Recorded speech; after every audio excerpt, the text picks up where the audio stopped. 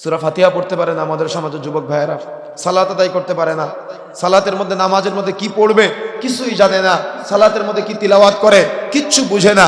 এই জন্য প্রিয় বন্ধুরা আমার, যে কথা বলতে চাচ্ছিলাম, আপনার সন্তানকে নিয়ে যদি আপনি এখনই পরিকল্পনা না করেন, এখনই না ভাবেন, তাহলে কিন্তু আপনার সন্তান জাহালতের অতল গহ্বরে নিমজ্জিত হবে। আর দ্বীনি ইলম, দ্বীনি শিক্ষা অর্জন করা অত্যন্ত জরুরি। যদি আপনি শিক্ষা থেকে পিছিয়ে থাকেন বা সন্তানকে শিক্ষা না দেন, তাহলে আপনি কিন্তু একজন ব্যর্থ বাবা হিসেবে পরিচিত হবেন।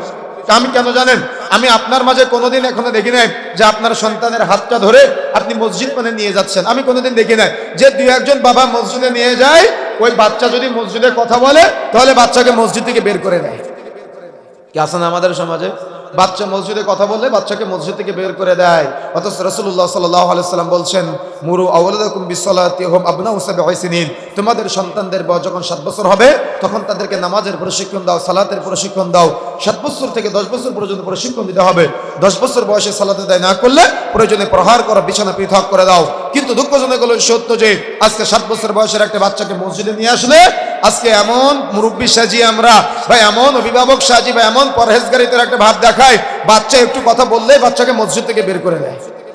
অথচ আপনি হারামে চলে যান, মক্কা মদিনায় চলে যান, বাচ্চারা দৌড়াদৌড়ি করতেছে, খেলা করতেছে, বাচ্চার খেলনার ব্যবস্থা করা হয়েছে।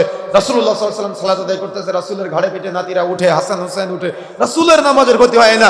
আপনি রাসূলের সাথে পরহেজগার হয়ে গেলেন। আজকে রাসূলের সাথে তাকওয়াশীলতা ভাব দেখান আমাদের সামনে। আশ্চর্য হিসাব, কে মাসালা দিল আপনাকে যে বাচ্চা কথা বললে আপনার নামাজের ক্ষতি হয়?